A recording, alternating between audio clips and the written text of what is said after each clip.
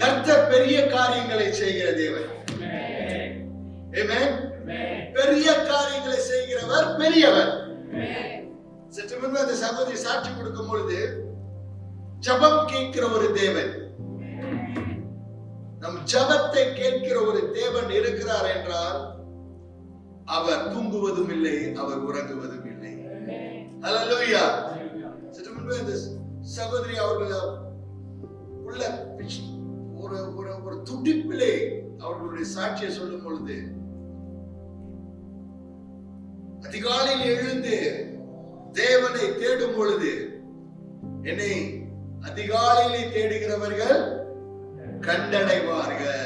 ஹல்லேலூயா. அன்பான தேவ ஜனமே, நான் தொடர்ச்சியாக பலிபீடத்தை அடிப்படையோடு நான் செய்திகளை கொண்டு வந்து கொண்டிருக்கிறேன்.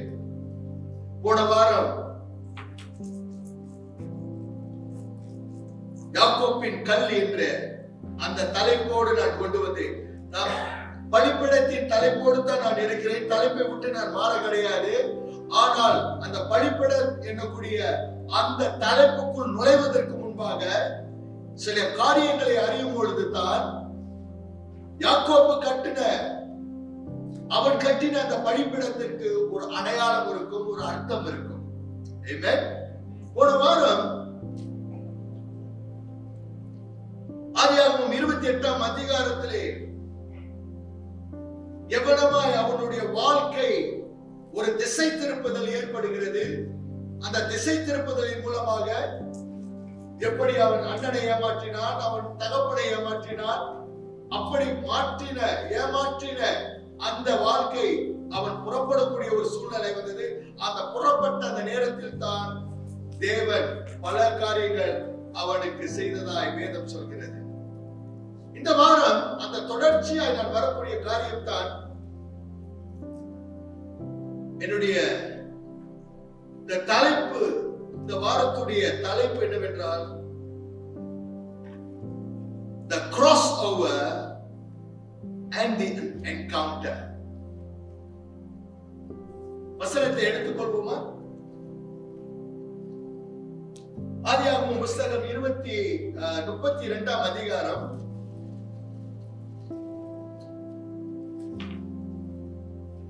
The book of Genesis chapter 32 verse 22. வசனம் 22. நம்ம வாசிக்கிறீங்களா?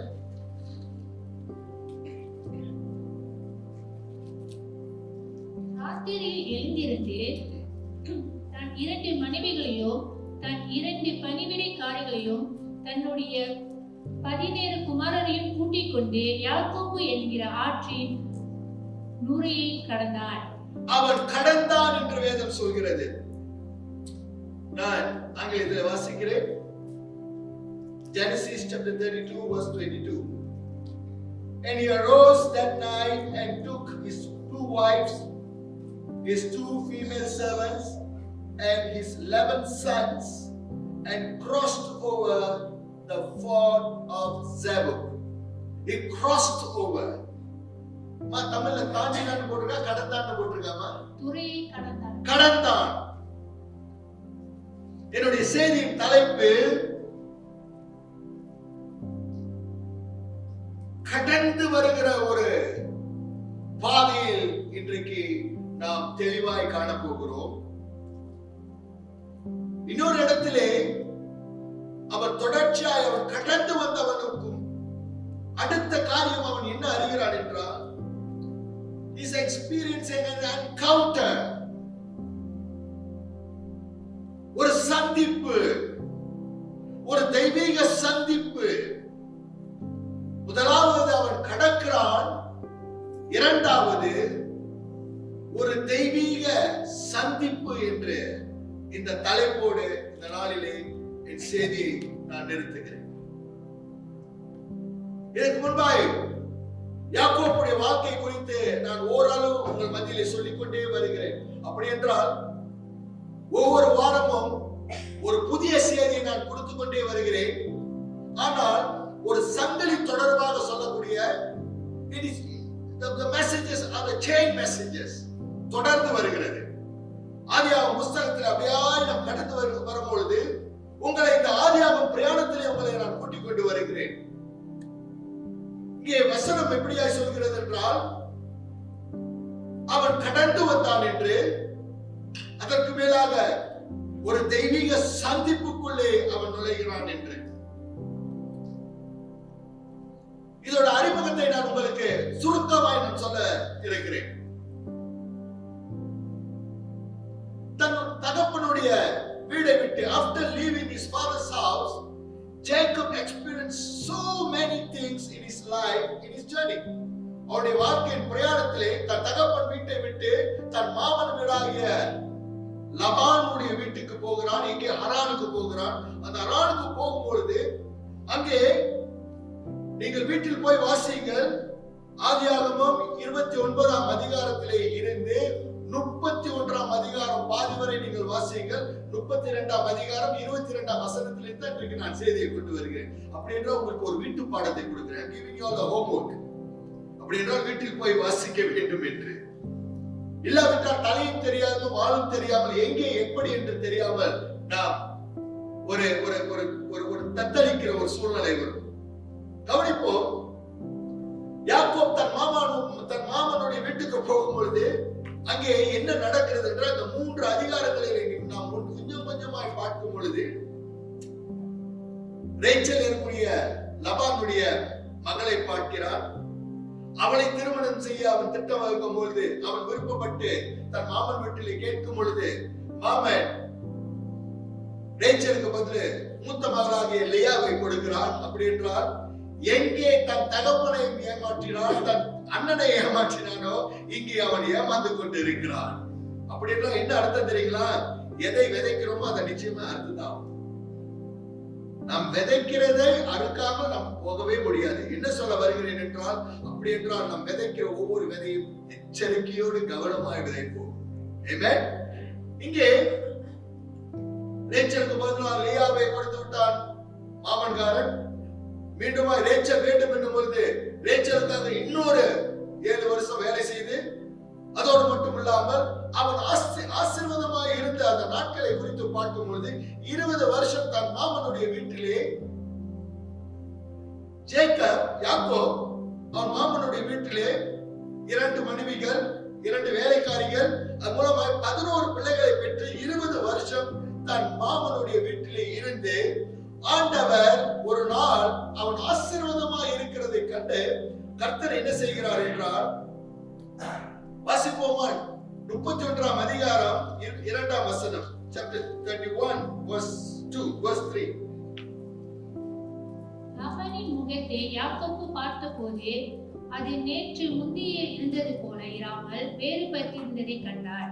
கர்த்தர் யாக்கோபை நோக்கி, உன் பிதாக்களுடைய தேசத்துக்கும் உன் இனத்தாரிடத்திற்கும் நீ திரும்பி போ, நான் உன்னோடு நீ கூட இருப்பேன் என்றார். இப்பொழுது என்ன நடக்கிறது என்றால், யாக்கோபு போன இடத்திலெல்லாம் அவன் ஆசீர்வாதமாக இருக்கிறார்.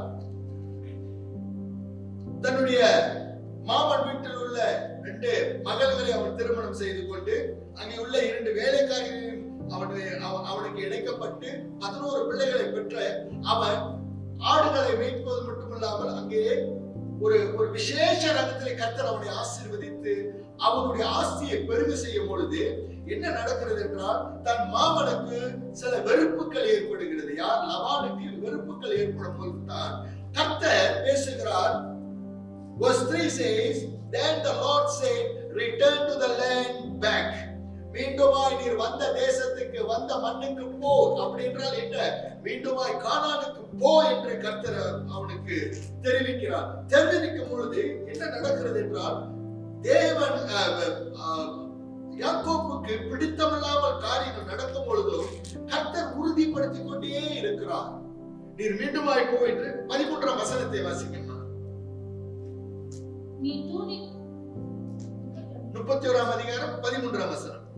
நீ தூணுக்கு அபிஷேகம் செய்து எனக்கு ஒரு பொருத்தனையை பண்ணின பெத்லேயிலே உனக்கு தரிசனமான தேவன் நானே. இப்பொழுது நீ எழுந்து இந்த தேசத்தை விட்டு புறப்பட்டு உன் இனத்தாராகிய தேசத்திற்கு திரும்பி போ என்று சொன்னார் என்றார்.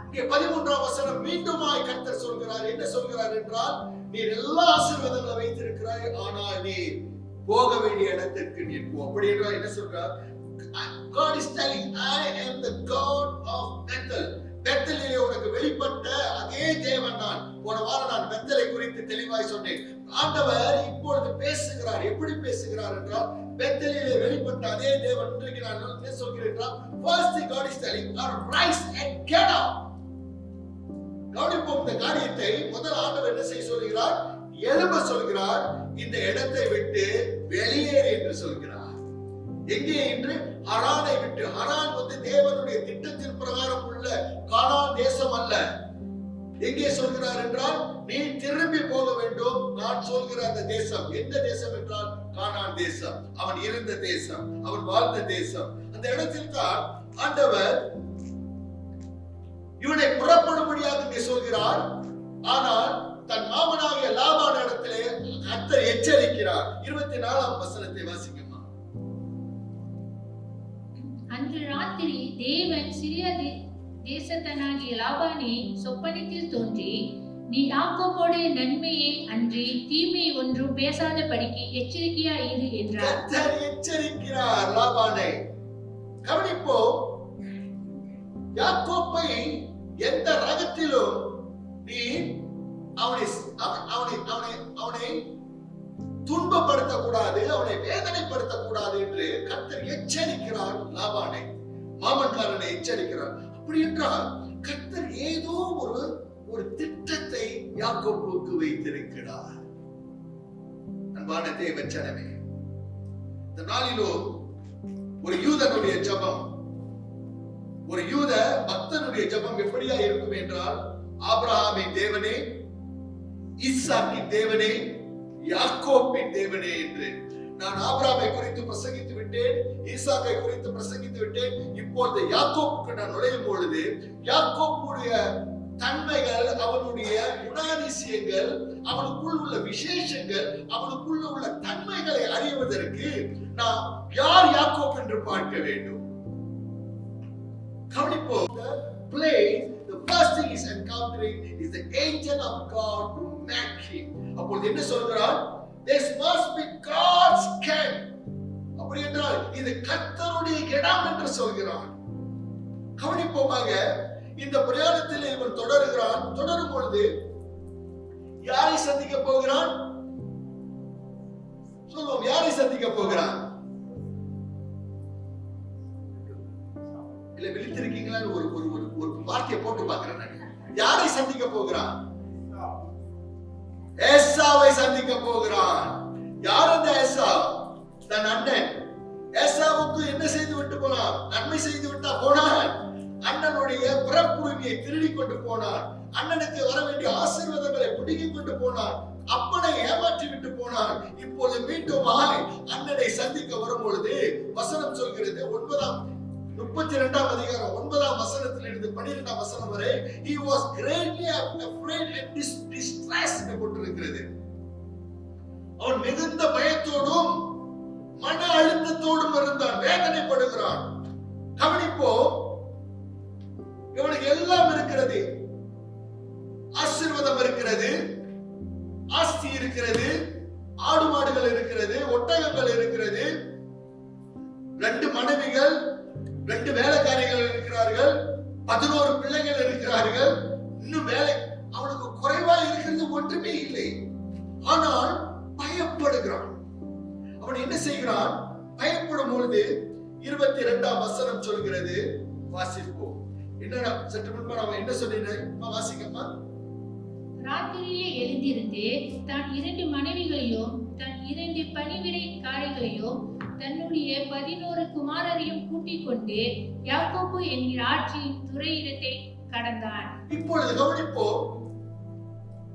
ஜாபோக் என்று சொல்லப்படுகிற இடம், இங்கிலீஷ்ல ஜாபோக். ஜாபோக் என்ற அர்த்தம் என்னவென்றால், is a place of it was place of pouring out. ஜாபோக் என்றால் pouring out, ஊற்றப்படுகிற இடம். It also means empty, வெறுமையான ஒரு இடம் என்று. ஆனால் இந்த ஜாபோக் எப்படிப்பட்ட ஆறு என்றால் it was a fast running river. ஆனால் இந்த வேகமாய் போகிற இந்த நதி இந்த ஆறு எங்கே இணைகிறது என்றால் யோர்தானுக்கு இணைகிறது. இப்போ இவன் கடந்து போகிற வேளையிலே யாரோடு கடந்து போகிறான்?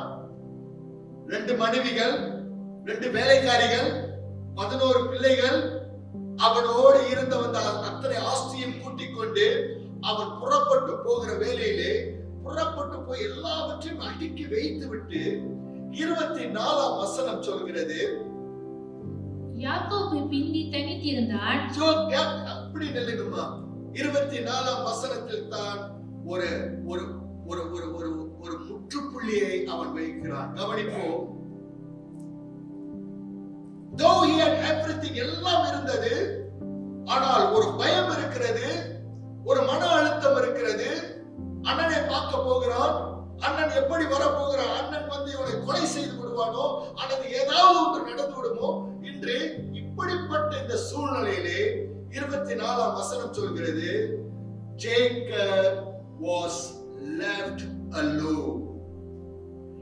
யாக்கோபு தனித்திருந்தான் என்று வேதம் சொல்கிறது. கவனிப்போம். என்னவா இருந்தான்? எல்லாரும் சொல்லுங்க. அவன் என்னவா இருந்தான்? தனித்திருந்தான். தனித்திருக்கிற ஒரு நேரம் இருக்கிறதுங்கள. அந்த தனித்திருக்கிற நேரம் சில பேருக்கு ஒரு பயங்கரமான நேரம், சில பேருக்கு ஒண்ணுமே இல்லாத ஒரு நேரம், சில பேருக்கு ஒரு ஆச்சரியமான நேரம், சில பேருக்கு ஒரு சவாலான நேரம். ஆனால் யாக்கோபுக்கு அவன் தனித்திருந்த நேரம் ஒரு போராடும் நேரம். அவன் தனித்திருக்கும் பொழுது வசனம் சொல்கிறது, அப்படியே 24ஆம் வசனத்தில் இருந்து 31ஆம் வசனம் வரை நீங்கள் அப்படியே வாசிக்கலாம். நீங்கள் வீட்டில் வாசிங்கள். நான் சுருக்கமாய் சொல்லி நான் இந்த குறிப்புக்கு வரப்போகிறேன்.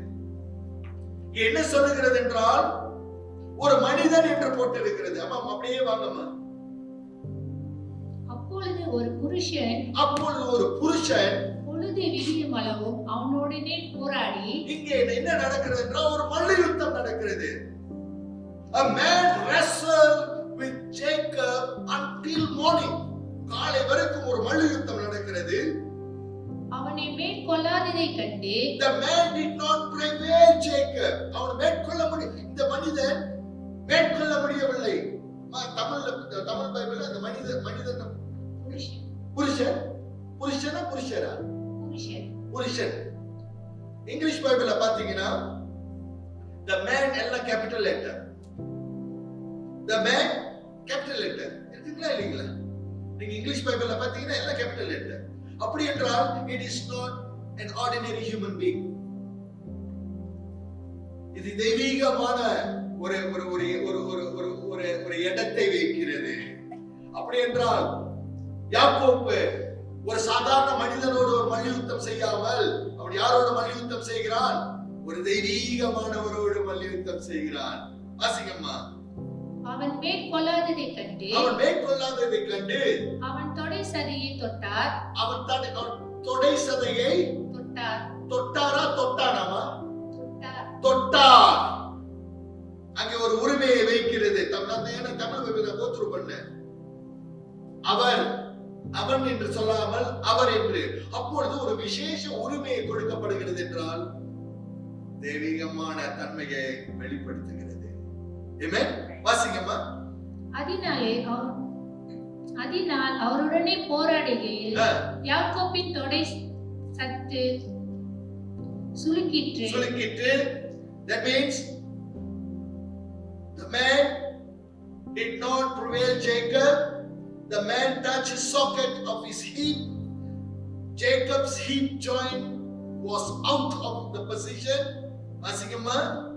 அவர் நான் போகட்டும், பொழுது விடிகிறது என்றார். The man said, let me go. அதற்கு அவர், நீர் என்னை ஆசீர்வதித்தால் ஒழிய உம்மை போக விட மாட்டேன் என்றார். இதுதான் ஜேக்கப். இங்க ஒரு மல்லு யுத்தம் நடக்கிறது. இங்கே இந்த மல்லு யுத்தத்திலே இந்த மாலை பூரா இந்த நபர் என்ன செய்து விட்டார் என்றால் அவனுடைய இடுப்பின் சதையை ஒரு இடத்தை பிடித்த பொழுது அங்கே ஒரு சுளுக்கு வருகிறது. அப்படி என்றால் என்ன, யாக்கோபுக்குள்ளே ஒரு பலவீனம் ஏற்படுகிறது. ஆனால் அந்த பலவீனத்திலும் அவன் ஒரு வார்த்தை சொல்கிறான், நீர் என்னை ஆசீர்வதித்தால் ஒளிய உன்னை நான் விட மாட்டேன். Such a unique character, such a character that we just couldn't imagine. அவன் என்ன வேற எதுவும் கேட்கல பாருங்க. அப்படி என்றால் அவனுக்கு ஆசீர்வாதத்தின் மேல் மிகவும் ஒரு கவனமுள்ள ஒரு மனிதன். ஆமென் சொல்லுமா? அன்பான தேவ ஜனமே, இன்றைக்கு நம் வாழ்க்கையில ஆசீர்வாதம் எவ்வளவு முக்கியமா இருக்கிறது தெரியுங்களா? ஆசீர்வாதமும் சாபமும் நம் வாயில இருக்கிறது. கர்த்தர் இங்கே ஆபிரகாம் இடத்திலே கர்த்தர் பேசுகிறார் 12ஆம் அதிகாரத்திலே, உன்னை ஆசீர்வதிக்கிறவர்களை நான் ஆசீர்வதிப்பேன், உன்னை சபிக்கிறவனை நான் சபிப்பேன் என்று. தமிழ் பைபிள்ல கொஞ்சம் மாற்றம் இருக்கிறது. உன்னை சபிக்கிறவர்களை நான் கிடையாது. சபிக்கிறவன் ஒரே ஒருத்தன் தான். அவன் பேர் சாத்தான், அவனுடைய பேர் லூசிபர், அவனுடைய பேர் வலுசர்பம், அவனுடைய பேர் பிசாசு. அவன் ஒருவன் தான் நம்மை சபிக்கிறவன். ஏனென்றால் அவன் சாபத்துக்குரியவன். அவன் நம்மை அந்த சாபத்துக்குள்ளே நிறுத்தும்படியாய்த்தான் அவன் சபிக்கிறவன். ஆனால் கர்த்தர் என்ன சொல்கிறார் ஆபிரகாம் இடத்திலே, உன்னை ஆசீர்வதிக்கிறவர்களை நான் ஆசீர்வதிப்பேன், உன்னை சபிக்கிறவனை நான் சபிப்பேன் என்று கர்த்தர் சொல்கிறார். ஆமென். இங்கே கவனிப்போமாக, இங்கே இந்த ஆசீர்வாதத்தை எப்படியா இருக்கும்போது அவன் சொல்றான், I will never leave you unless you bless me. இப்படி என்றால் அந்த ஆசீர்வாதத்தின் மேல் எவ்வளவு கவனம். சற்று முன்பு பின்மாறி பார்ப்போம் என்றால், தன் அண்ணனுடைய பிறப்புரிமையை கேட்டதற்கு அண்ணனுக்கு பிறப்புரிமை அக்கறை இல்லாமல் இருந்தான். ஆனால் அந்த சிறு வயதிலே யாக்கோபுக்கு பிறப்புரிமை மேல் ஒரு அக்கறை இருந்தது. இரண்டாவது, தன் தகப்பன் ஆசீர்வதிக்கும் பொழுது தன் அண்ணனுக்கு சேர வேண்டிய அத்தனை ஆசீர்வாதத்தையும் அவன் பெற்றுக் கொண்டதற்கு காரணம் என்னவென்றால் ஆசீர்வாதத்தின் மேல் அக்கறை உள்ளவனாய் இருந்தான். ஆமென். கவனிப்போம், அதே ஆசீர்வாதம் தான் இன்றைக்கு நமக்கு ரட்சிப்பு என்ற கர்த்தர் கொடுத்த ஒரு ஆசீர்வாதம். Salvation is a blessing. இன்றைக்கு எத்தனையோ பேர் ரட்சிப்பை இழந்து அவர்கள் உதாசனமான ஒரு ஊதாரி வாழ்க்கை வாழ்வதற்கு காரணம் என்னவென்றால் ரட்சிப்பின் அடையாளம் மட்டுமல்ல, ரட்சிப்பின் பாரத்தை அறியாமல் இருக்கிறார்கள். ரட்சிப்பின் அடையாளம் என்ன? ஆண்டவர் நமக்கு விடுதலை கொடுத்திருக்கிறார். சற்று முன்பு அந்த தாய்க்கு சில வித்தியாசமான காரியங்கள், எப்படி உங்க கடவுள் உங்களுக்கு இந்த வியாதியை கடவுள் வியாதியை கொடுப்பதே கிடையாது. இது பிசாசின் இடத்துல வரக்கூடியது. God will never bring sickness and disease to us. By his stripes we are healed. அவருடைய தழும்புகளால் நாம் சுகமாக்கப்பட்டிருக்கிறோம். Amen. Hallelujah. ஆகையால் தான் இங்கே நீர் என்னை ஆசீர்வதித்தாலே உன்னை நான் விடமாட்டேன் என்று சொல்லும் பொழுது அவர் கேட்கிறார். அம்மா வாசிங்கம்மா. அவர் உன் பேர் என்ன என்று கேட்டார். யாக்கோபு என்றார். இப்பொழுது நீர் உன்னை ஆசீர்வதிப்பதற்கு முன்பாக, கர்த்தர் ஆசீர்வதிப்பதற்கு முன்பாக, தேவனுடைய மகத்துவத்தின் பிரகாரம் ஆசீர்வதிப்பதற்கு முன்பாக கேட்கிறார், உன் பேர் என்ன? அவன் என்ன சொல்கிறான்? யாக்கோபு என்று சொல்கிறான். அவன் ஏன் யாக்கோபு? யாக்கோபு என்றால் என்ன தெரியுங்களா? எத்தன், ஏமாத்துக்காரன். பிறக்கும் போதே அண்ணனோட காலை பிடிச்சிட்டு வந்தவன். பிறந்த பிறகு அண்ணனோட பிறப்புரிமையை ஏமாத்தி வாங்கினவன் ஒரு கூழுக்காக. அதன் பிறகு அண்ணனுக்கு சேர வேண்டிய அத்தனை ஆசீர்வாதங்களையும் அவனும் அவன் தாயும் ஒரு சுத்தலோடு எல்லாவற்றையும். அப்படி என்றால் யாக்கோபு என்றால் ஏமாத்துக்காரன். இப்பொழுது மல்யுத்தம் செய்கிறான். கர்த்தர் சமூகத்திலே இருந்து மல்யுத்தம் செய்து என்னை ஆசீர்வதி, கர்த்தர் உங்களை ஆசீர்வதிக்க வேண்டும் என்றால் God must change your character, change your name, change your behavior, change things in our that blessing will come. Amen. ஆற்றில் ஒரு கால், சேற்றில் ஒரு கால். இதோ உலகமும் வேணும், ஆண்டவரும் வேணும். ஆனா ஆண்டவர் என்னை ஆசீர்வதிக்க வேண்டும் என்றால் நடக்கவே நடக்காது. நான் வருகிறேன். கவனிப்போம். ஆண்டவர் என்ன இப்பொழுது இது வேற யாரும் அல்ல, பிறகு வரும். நான் இது ஒரு சஸ்பென்ஸாவே தான் கொண்டு வரேன். என்ன சரக்க விசேஷத்தை கொண்டு வருவதற்கு. அப்போது என்ன சொல்கிறார்? உன் பேர் என்ன? அவன் போய் சொல்லல. யாக்கோபு என்று சொல்கிறான். பிறகு என்ன சொல்கிறான்? அப்பொழுது அவர், உன் பேர் இனி யாக்கோபு எனப்படாமல் இனி உன் பேர் யாக்கோபு எனப்படாமல் இஸ்ரவேல் எனப்படும், இஸ்ரவேல் எனப்படும்.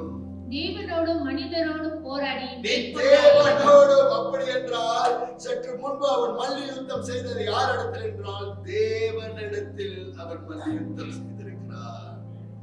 தேவனிடத்தில் he wrestled with God, the man who wrestled with God. He said, this is the man who wrestled with man and God. நீ இஸ்ரவேலன் என்று சொல்கிறார்.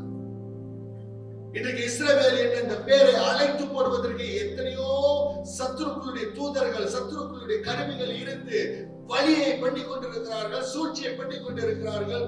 இன்றைக்கு இஸ்ரவேல் என்னும் இந்த வார்த்தை இடையில் வந்த வார்த்தை அல்ல, 1948க்கு பிறகு வந்த வார்த்தை அல்ல, ஆதியாகத்தில் இருந்து வந்த வார்த்தை. இந்த பேரை யார் கொடுத்தார் என்றால் எந்த மனிதனும் கொடுக்க கிடையாது, எந்த பக்தனும் கொடுக்க கிடையாது. இது கர்த்தர் கொடுத்த வார்த்தை, கர்த்தர் கொடுத்த பேர். இதை அழைக்கவே முடியாது. ஆண்டவருடைய இரண்டாம் வருகை வரை அழைக்கவே முடியாது. அல்லேலூயா. கவனிப்போமாக. அப்பொழுது தான் இவர் சொல்கிறார், உன் பேரை சொல். Tell me your name that I want to pray. அப்பொழுது அவர் என்ன சொல்கிறார்? அப்பொழுது அவர், உன் பேர் இனி யாக்கோபு எனப்படாமல் இஸ்ரவேல் எனப்படும், தேவனோடும் மனிதரோடும் போராடி மேற்கொண்டாயே என்றார். கவனிப்போம். தொடர்ச்சியா வாசிங்கம்மா. அப்போது யாக்கோபு, உம்முடைய நாமத்தை எனக்கு அறிவிக்க வேண்டும் என்று கேட்டார். அதற்கு அவர், நீ என் நாமத்தை கேட்பானேன் என்று சொல்லி அங்கே அவனை ஆசீர்வதித்தார். அப்போது யாக்கோபு, நான் தேவனை முகமுகமாய் கண்டேன். ஒரு ஆமென் சொல்லுவோமா? இப்பொழுது யாரிடத்திலே அவன் மல்யுத்தம் செய்கிறான்? கர்த்தரிடத்திலே மல்யுத்தம் செய்கிறான், தேவனிடத்திலே மல்யுத்தம் செய்கிறான். இப்பொழுது ஒரு தெளிவான ஒரு வெளிப்பாடை கொடுக்கிறான். நான் கர்த்தரை முகமுகமாய் கண்டேன், தரிசித்தேன் என்று சொல்கிறான். அந்த இடத்திற்கு ஒரு